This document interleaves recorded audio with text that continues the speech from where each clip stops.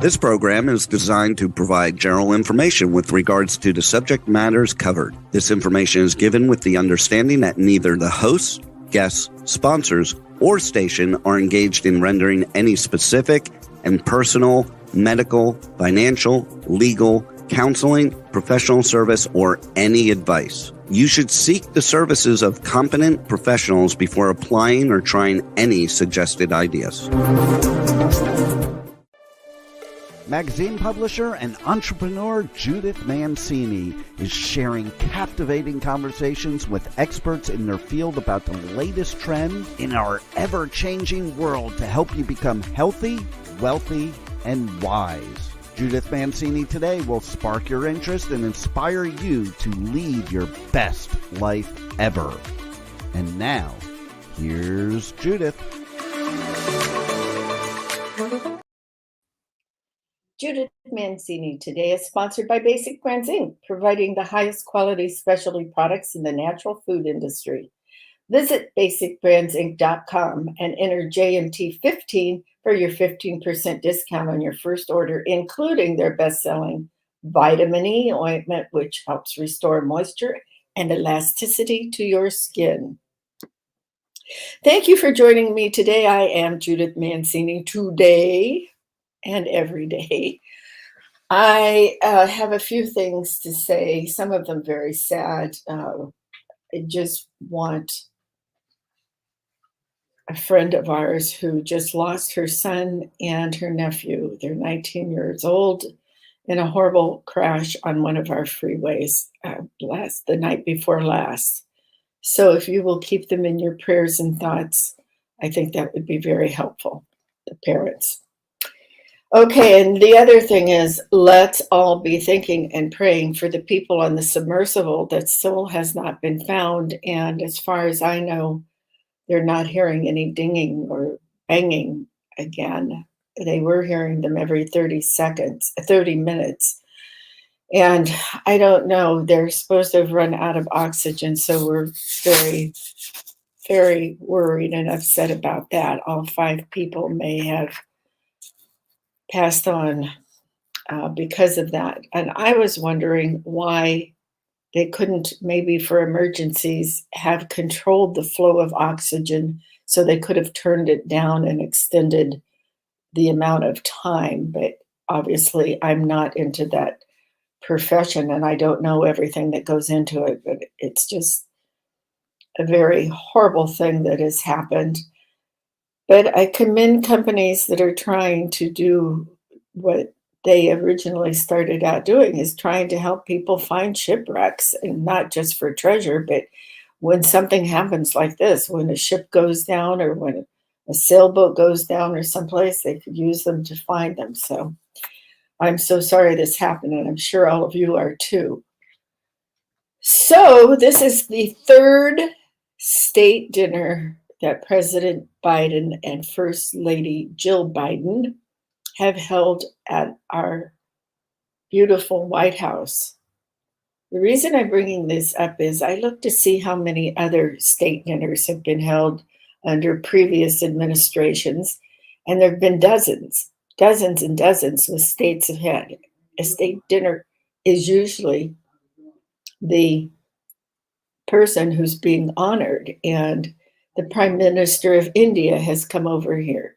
Now, there's a lot of speculation why he chose to do this, and one of it is, of course, they want to increase trade with India because we don't want to continue doing all the trade with China, since China is our enemy now. So, of course, China is not too excited about this.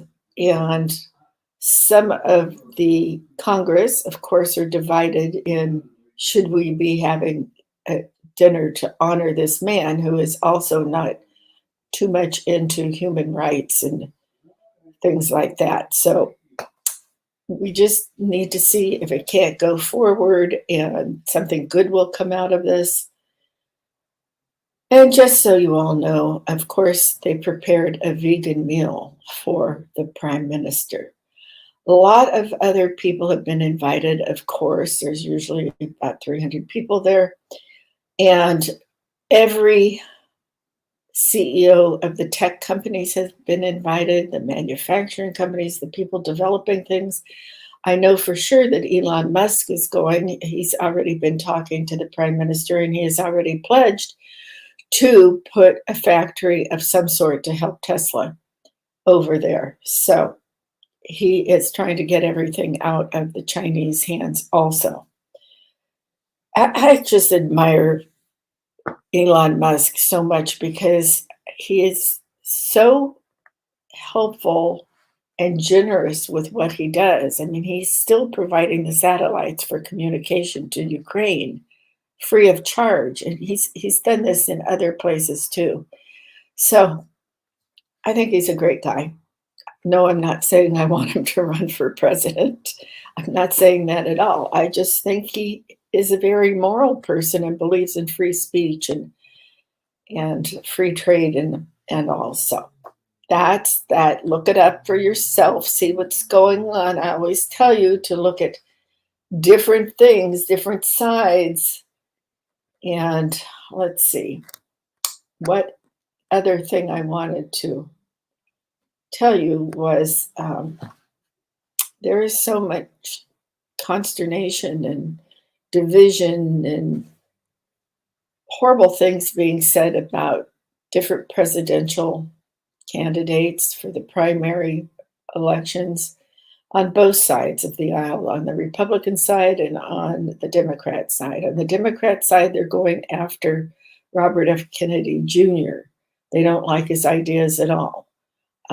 He is a little eccentric. He is an anti-vaxxer, which I am not an anti-vaxxer, but I was against the COVID vaccines, and with good reason, as you all should be understanding and knowing with all of the reports coming out now.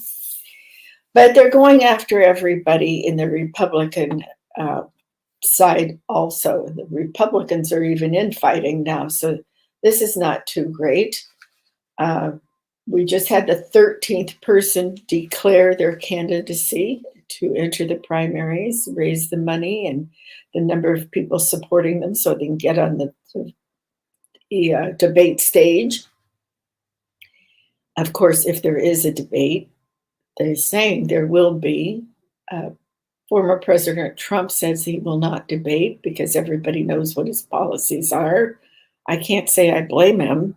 Somebody up there who wants it so badly will just hammer into him. I mean, this has been going on for years and years and years. So it's ridiculous, but he still leads in the polls. So keep your eye on the elections because it's going to become very, very interesting. And some of the people running in the Republican Party that do get some press time and are able to speak on cable and network news, they have some great ideas. So hopefully they can be incorporated with other people's ideas and we'll get a president that is capable of running our country and helping us maintain the greatest country in the world. All righty, that's about it for the news. I want you to always be sure to look at both sides of the question, whether you get your news from places like Facebook or Newsmax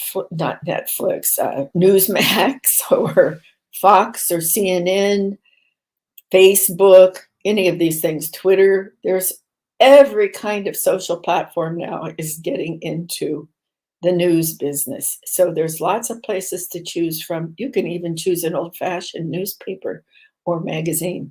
So keep it up. You want to be wise, not just healthy and wealthy, but you want to be wise too. And the only way you can be wise, a wise woman, is by listening and forming your own opinion. So listen to both sides. All righty. I had a delightful lunch yesterday with a very nice lady that I've gotten to know. It took us 3 years to get together because of COVID. And she was at my luncheon a couple weeks ago that my publicist gave me. And so we got together. She invited me to lunch and we went into one of the hot spots in Beverly Hills, Avra. I'm telling you, the food is Greek and it is fabulous, absolutely fabulous. I think it's fast approaching being the very best restaurant in Beverly Hills. So if you're coming out to the West Coast and you're going to be around Beverly Hills, make a reservation now because it is packed, packed, and really fabulous food. I would give it 5 stars. And we discussed all of our lives, our children, and everything, and it was fascinating. And she's a member of SAG and a beautiful woman, and it was a delight to be with her. So thank you for the kind invitation, and I can't wait to get together with you again. I know that seems a little strange to say something like that on a podcast, but I think people want to know what you do in your personal life as well as what you do in your business life, because there's a lot of different parts to business. When you have your own business, you have to get liability insurance for everything. You have to have a paying system. You have to have a website. You have to have ways for people to communicate with you, all sorts of things. So once in a while, it's nice to get off the business track and talk about something else. And today, guess what I'm talking about? Mother-in-laws. Mother-in-laws. There is a song called Mother-in-Law, Mother-in-Laws. It was a 1961 hit from Ernest K. Doe. It was #1 on the charts, and he sang it, and he sang Mother-in-Law, Mother-in-Law. It wasn't flattering, but it was a big hit, and it was fun for dancing. I do remember that in 1961. In 1961, I was in junior high or middle school, whatever you call it, and I still remember it. So I have an assistant that sometimes helps me choose subjects, and the idea of mother-in-law came up, and I thought, oh my goodness, that's just controversial, and there's not a lot of information on it. Well, boy, was I surprised when I started researching and found so much information. It was craziness. So I've chosen a few things to say today that I think will help you, whether you are a mother-in-law going to become a mother-in-law, or you're a bride or groom, if you happen to be a man listening in, but particularly for some of my younger listeners in their 40s, and I remarried at the age of 50. That was young. So I want you to listen closely to how you could be the best mother-in-law and how you could be the best daughter-in-law and have a great relationship. So one of the things I found is that there are so many derogatory things that people say about mother-in-laws. We're going to talk about that first. What people say, they make bad jokes and they laugh, they groan. Oh, how's your mother-in-law? Oh, ha ha ha ha. Yes, they make all sorts of rude remarks. So I want you to know there's even a plant called mother-in-law's tongues. Now, it's a green plant, it's a house plant, or it can be in a shady garden. And it's got these long, spike, sword-like, pointy leaves on them, multiple leaves. And it's called mother-in-law's tongue. I planted one for my first marriage because she was just, let's say, I didn't get along with her very well. I tried my best, but her son was a real mama's boy, and it didn't bode well for the daughter-in-law. So that's one thing that they do. They try to control your life and buy you things that you never ask for and perhaps don't even go into the decor of your house, or maybe it's a color you actually hate, things like that. So that's why I put the plant outside. I just remembered it would remind me to be kind no matter what was being said. Excuse me. So what I want you to know is there are a few things that mother-in-laws do. Now I'm speaking to mother-in-laws and daughter-in-laws. So some of the things I want to talk about are things that your mother-in-law absolutely should not do. And you could become angry with her for this, and I wouldn't blame you. And maybe if she's a good mother-in-law, she'd go home and figure out what she's doing wrong. I think every mother-in-law would like to be a big part of their son's life forever or their daughter's life forever. And when you get the mix in there, you sometimes forget that your children are adults and it's their choice who they're marrying, not your choice. And it's their choice how they raise their children. We addressed some of this when we were talking about how you get along with your adult children. And this carries over to being a mother-in-law. It also carries over to being a father-in-law. But for some reason, nobody talks too much about their father-in-law. Maybe because traditionally he's the money bag man, going back years and years. That's not so true today when we have a lot of women working and earning sometimes more than the man in the family. So I think that was kind of mixed up in there and who was providing for who and all. And so father-in-laws are kind of held on a different level than mother-in-laws, and nobody talks too much about them. So, they're respected and all, but if you're sitting at a family dinner and a mother-in-law wants to bring up a subject of conversation, many times it's poo-poo. They don't want to discuss it. Don't talk about that, mom or mother or mama or whatever you call her. Hey, mother-in-law. Or the father brings it up and says, I'd like to talk to you about this new business you're starting. And these are some of the things that you should consider. And I can give you some experience from running a company and all, which was a corporate company. So I think that helps a lot, particularly if the father-in-law knows things that the son-in-law is interested in. For instance, I don't know if every father-in-law is interested in fishing, and maybe the son-in-law is. So that same is true for mother-in-laws. You have to look and try to find mutual interests if you're going to all get along. But what do you think your mental and emotional well-being is if your son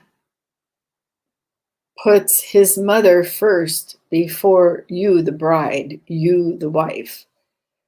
I don't think that you should do that at all.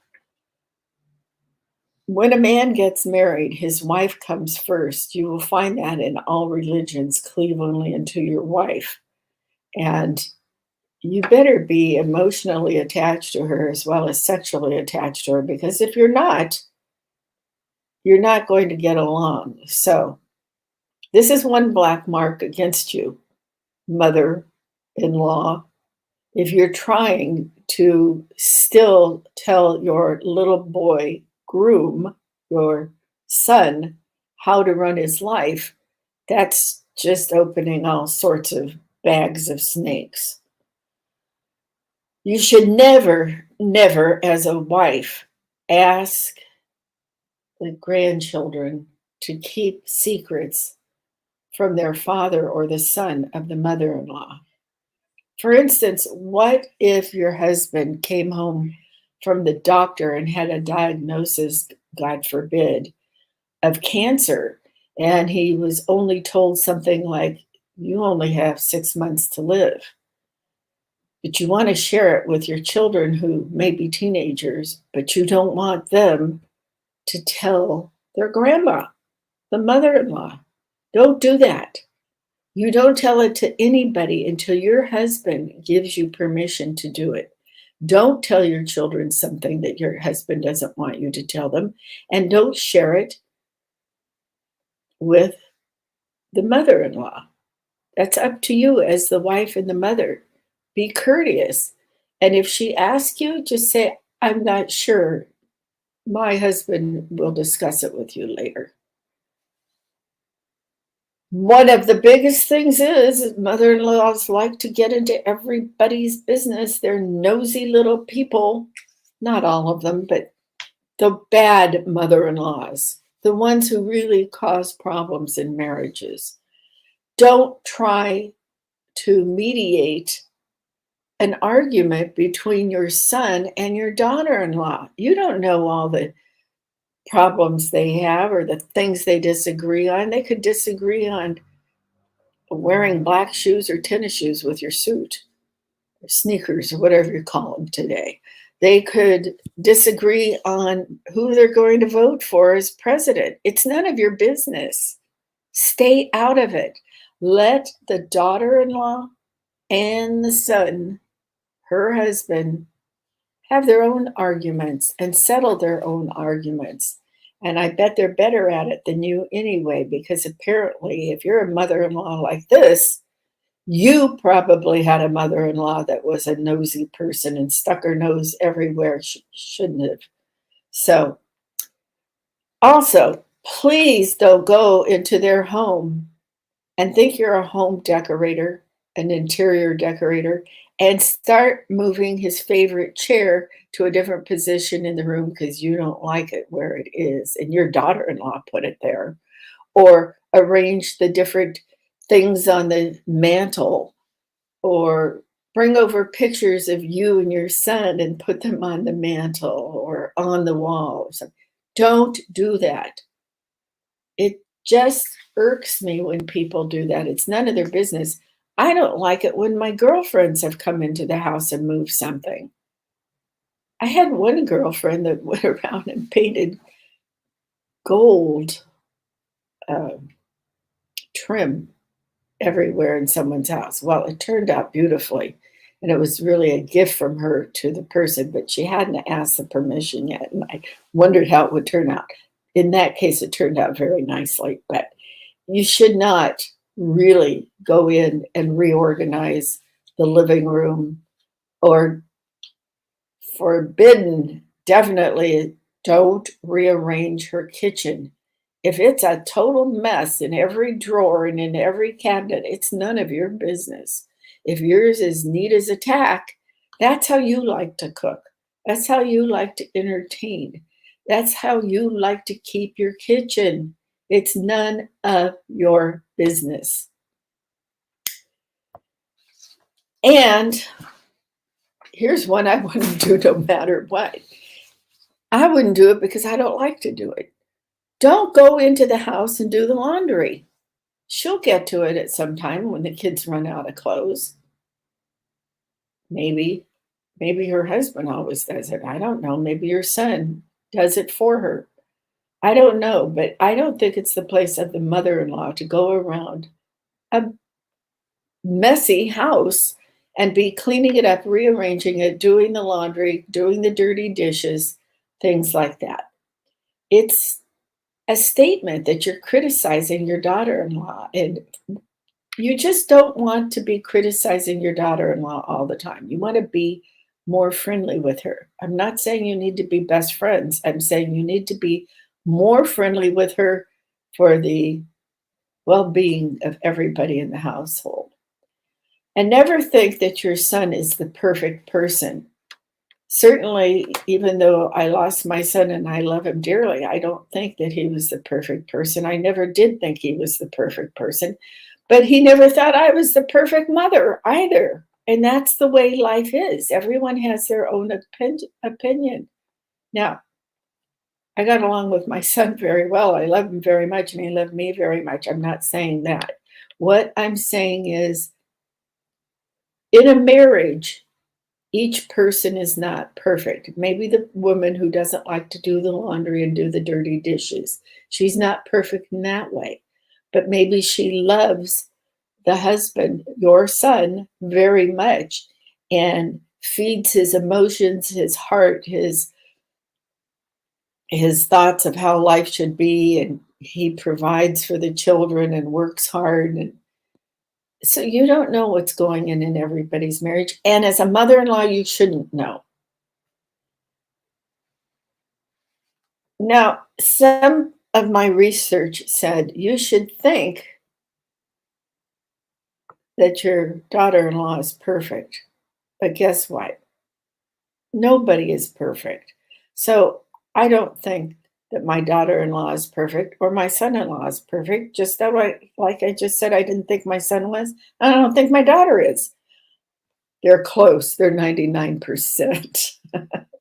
But no, I think it's even worse maybe to think your daughter-in-law is perfect and she never slips up and you don't realize that's why your son has gone over the edge and lost his temper and is yelling at everybody. So it's awfully hard to live up to a mother-in-law and the husband and the father-in-law and then her own parents if you try to make her the queen and sit on a throne and make her perfect, because nobody is. So one of the worst things you can ever do, say you've gone over to babysit the kids so they can have an evening out, the parents, and there's your son and your daughter-in-law.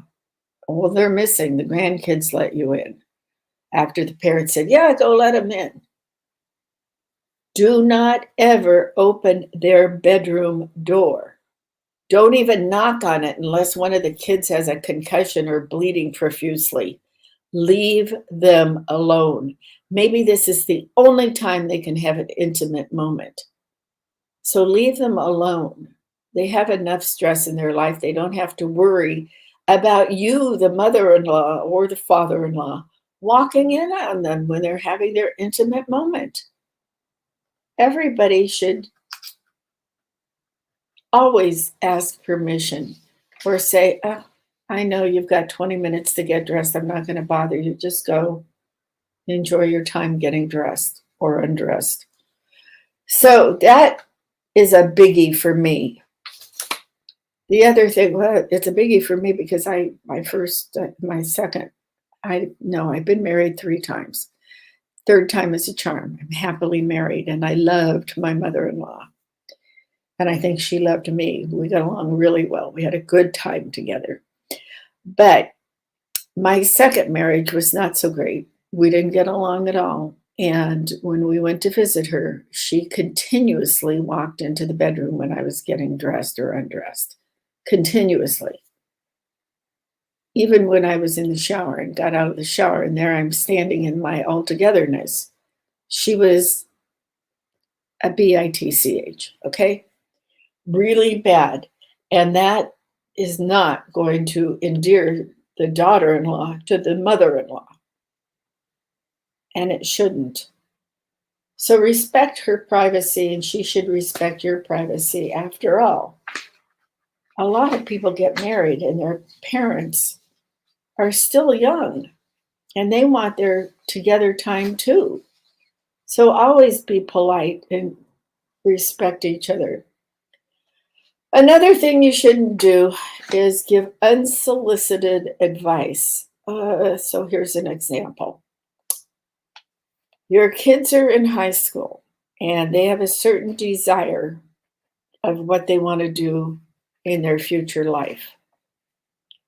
But you want them as a grandparent to do something else. So you, the mother-in-law, is continually telling the grandkids or the daughter-in-law what they should be doing in school, what classes they should be taking, how much time they should spend on their homework. They shouldn't be in this group of kids. You don't like them. You've seen them standing on the corner having a cigarette. Well, not so much anymore because it's not healthy, but they're vaping. It's not you who should be disciplining the kids or offering advice to the parents. If you didn't tell your kids not to do this and they haven't passed it on to the grandchildren, it's probably not going to work with your unwanted advice anywhere. You know, it's very difficult raising children these days. There's so many things going on in our world that you don't know about, and you don't want them to be in danger. So, of course, if you think that your kids may be taking some kind of drugs or getting into vaping or smoking cigarettes or marijuana or something, you should then tell the parents, but you should put a caveat there. I don't want to be the bearer of bad news. I'm not trying to cause a problem with you and your children, but I happened to see them down on the corner and this is what was going on. So I've told you I don't want to be a tattletale, but I think they could be in trouble or in danger. And now it's up to you to figure out what's going on. You shouldn't tell them, no, it's not time to redecorate your living room. You shouldn't give them advice on anything. You should not tell them how much money to put into their 401k and have it matched by their company. You shouldn't tell them anything unless they ask for your advice.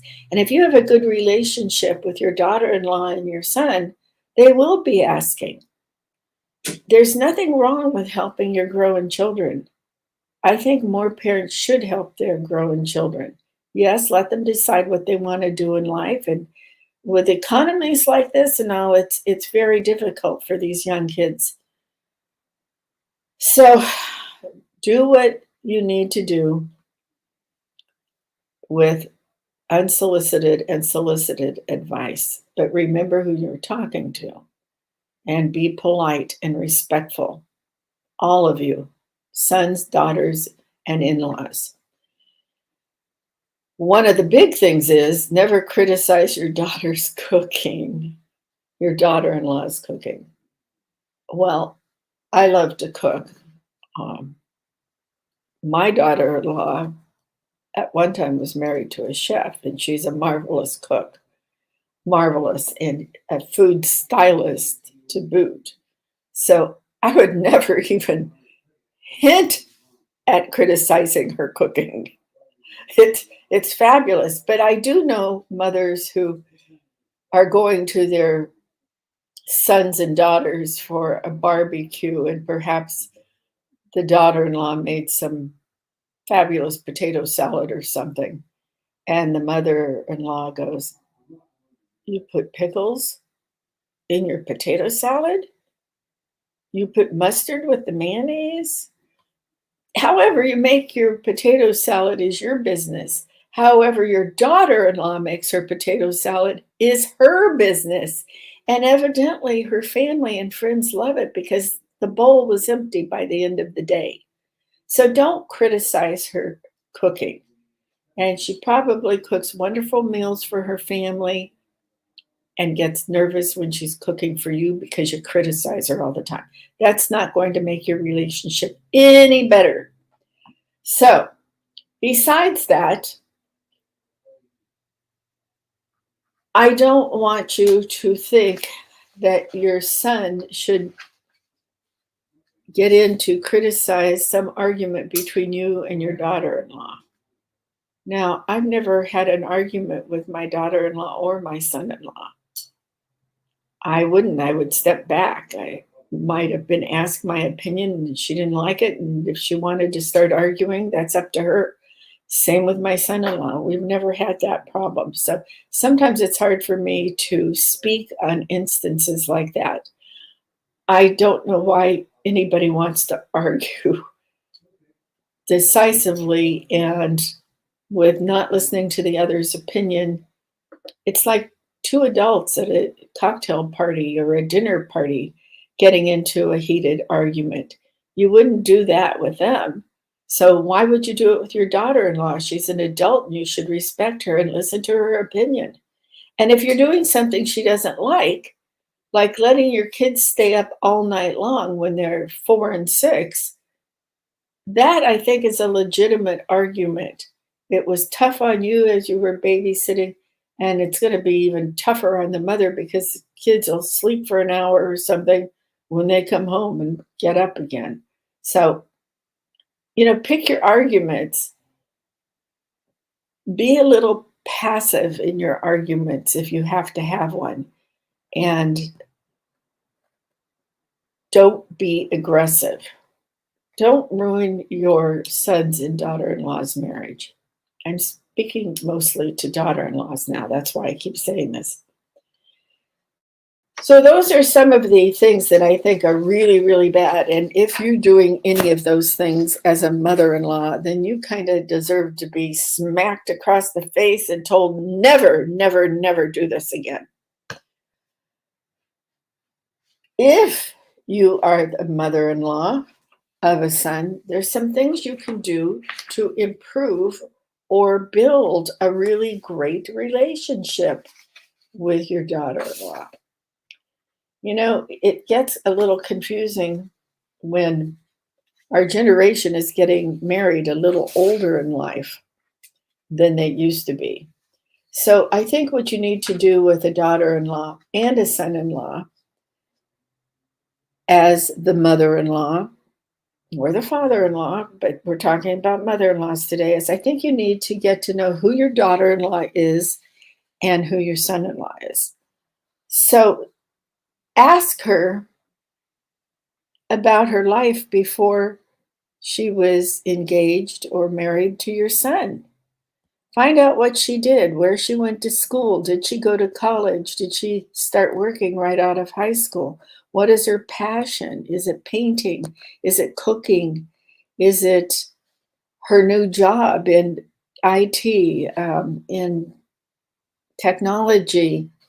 Or maybe she's a doctor and you want to find out what specialty she's in and what she is looking for and wishing for in the future with your husband, your son, and what they have planned. Are they going to get to go on vacation? Where would she like to go? Has she seen any of the world?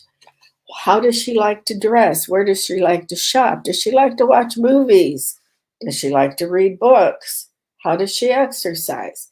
It's easier to cultivate a relationship that is meaningful and fun for both of you if you get to know each other. Conversely, she should ask you about your life prior to getting married and what you've done since you've been married and anything you're interested in. This is how people build relationships. This is true not just for mothers and mother-in-laws and daughters and daughter-in-laws and sons, blah, blah, blah. This is true even of friendships. You get to know the person, and that's how you become a trusted and true friend and enjoy each other's company. So just shift this over to your private life, to your mother-in-law relationship. You know, it's hard maybe for young women to adjust to having a mother-in-law because she could look at it as just another parent, a parent-in-law who's going to tell her how to run her life or make suggestions on how she's going to run her life. That's never easy. So I don't know. I think every situation is different. And I will tell you, with my third and most wonderful husband, his parents just embraced me and took them into the family. They knew I didn't have a father or mother, and they stepped up and they made me feel like one of their children. And we had a really marvelous relationship, both of them. And makes me teary-eyed that they're both gone. But they were wonderful, and we just expected to have a good time together all the time. Oh, goodness. I'm getting so red in the face from getting emotional.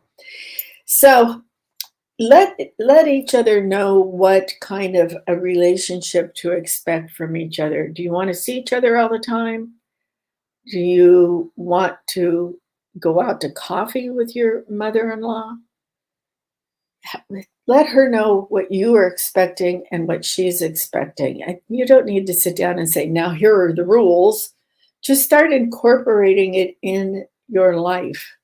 Like, for instance, the mother-in-law could call up the daughter-in-law and say, hey, daughter-in-law, I've got some free time. I'd love to take you to lunch today. How's your time looking? And go have lunch. You don't have to go to the most expensive restaurant in town. You don't have to get dressed up. Keep your sweats on. Go down to the local cafe and have something and giggle and laugh and tell them what's happened to your day. Maybe you had to change the diaper 5 times in an hour. Maybe you had 10 loads of washing to do because you were helping with homework all week, plus you were helping your husband with something to do with his business, and you had a charity you had to take care of. Mothers, don't forget, can be daughter-in-laws, and daughter-in-laws can be mothers. They have a full plate. So, try to identify what your expectations are with your daughter-in-law and be willing to look at your own behavior as a mother-in-law.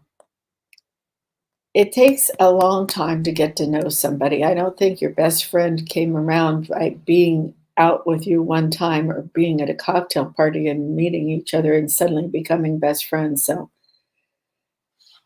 try to establish a relationship over time. Now, don't focus on who's right and who's wrong in a situation. Just get over it. Get over it. Most arguments are totally stupid and ridiculous. Certain ways, like, why are you putting your kids in all Velcro shoes instead of teaching them how to tie their shoes? Come on, these things aren't important. Life is changing. Culture is changing. You don't need to get in an argument like that. And you don't really gain another daughter when you gain a daughter-in-law. It's a different relationship. And you don't want to make your daughter jealous because all of a sudden you're spending more time with your daughter-in-law. Don't forget your daughter. She's got a new sister-in-law.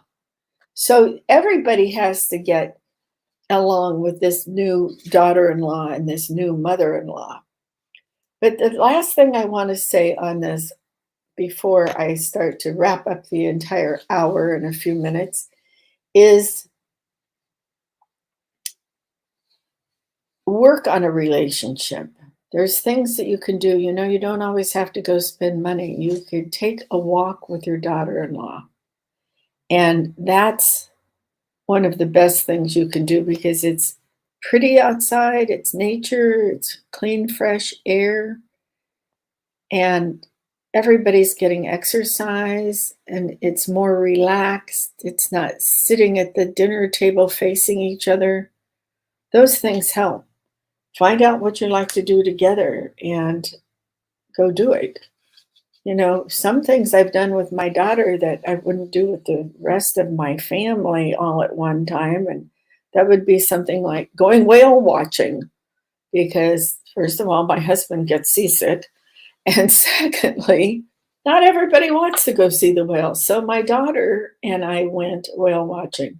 Well, maybe your daughter-in-law would like to go whale watching or just go sit on the beach. But I will tell you, excuse me, too much dust today. A very difficult mother-in-law can be a real problem. And I had that experience with 2 of my mother-in-laws. One of them was just mean and nasty, never wanted to see her grandchildren. When we once asked her if she would like to have them for a vacation that we were going to take, just husband and wife, she got all angry and said, "You never talk to me unless you want me to take care of the children." Well, the fact of the matter was she didn't even live close to us, so she didn't take care of the children all the time. But we thought it would be a nice thing to take the kids down. They could have a vacation with their granny. But she was all upset. So it didn't end in a good thing. She did keep them, but it didn't end good. I never, till I got a divorce, heard the end of how I dropped my kids off. Well, duh, my husband, their father, was in the car and dropped them off too. But she was that kind of a mother-in-law that was very difficult to deal with. She's one of the ones that would come into the house, rearrange the furniture, buy plants I didn't want, to do all these things. So there are mother-in-laws that are very difficult to deal with, and you need to have a sit down and talk and try to smooth out that relationship. So here are some crazy mother-in-laws. That was just my experience. I've got to get my notes here because some of these I had never heard of mother-in-laws being like this, but perhaps you have. The jealous one. She's jealous of you spending so much time with her perfect little boy who is now an adult but still acts like a little boy. And she's jealous of everything you do together, whether it's a night out at the movies, it's going on a little vacation. She remembers the time she took him. She remembers the time she hiked with him. And she's jealous of any certain thing you do. She's jealous that you can cook better than her because she never liked to cook. So I don't know how you can even kind of bargain with these different types. How about the I know better than you? I know better than you how you cook a prime rib. I know better than you how to fix a martini. And that could be one of the problems, quite frankly. I know better than you what age children should learn to swim. It's always, I know better than you. You're just a daughter-in-law. You're just starting this kind of stuff. So watch out for these people, the busybody that wants to tell you all the gossip of everyone in the family, the ones she doesn't like mostly. And then there's the attention-getting one who wants to be standing up and singing karaoke when nobody else is, the one who wants to dance around the house, the one who wants to dress sexy when she comes to your house. It's not her husband anymore. And why is she dressing sexy for her son? Craziness, craziness. The attention that she wants is because she's not getting anything at home. Maybe she's widowed or divorced, but she needs to get her attention somewhere else other than her son. And that goes to say the same thing for the needy one who constantly needs to talk to her son on the phone. This applies to son-in-laws and daughter-in-laws and mother-in-laws and father-in-laws. It applies to everybody in relationships. You don't want a needy one who calls you up all the time. I can't fix my computer. I can't fix the television. What do I do now? Tell me how to use Roku. Well, I had a pact with my son that I could call him to come over to my house to fix things that my husband couldn't fix or I couldn't fix. He was handy hanging paintings and things like that. One time I had to have him pull the refrigerator out for me because my husband and I are not strong enough and we're afraid we tip it over on ourselves, quite frankly. So he never had a problem with that. He'd come over. We might not have seen each other for a couple of days, or maybe we hadn't seen each other because we lived close. Maybe we still hadn't seen each other for a month. So he would pick a day or come in and we would sit and have something to drink together, glass of cold water or beer, anything. And he'd bring one of his kids with him and we'd have a delightful time for 20 minutes, an hour, whatever it took him to do to help. But you can't be manipulative either and say, if you don't come over and help me hang up these paintings right now, well, I'm just not going to get the kids birthday presents like I usually do. So don't be manipulative and try to sabotage everybody by being manipulative and giving your daughter-in-law a gift card to go get what she wants. Why don't you take her shopping and say, sky's the limit? Or I can only budget so much money for this gift. Or would you rather go to the spa or get a manicure? You just don't want to do this. And all you're doing is ruining your relationship with your son. If your son is on the phone every day with you as a mother-in-law, you have a problem.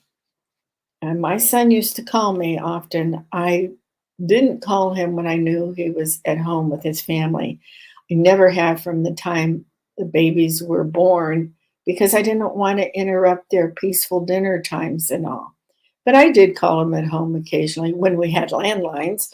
Now that we have cell phones, I could call him a little more often, or I could text him, hey, give me a call when you have time tonight or tomorrow, whenever.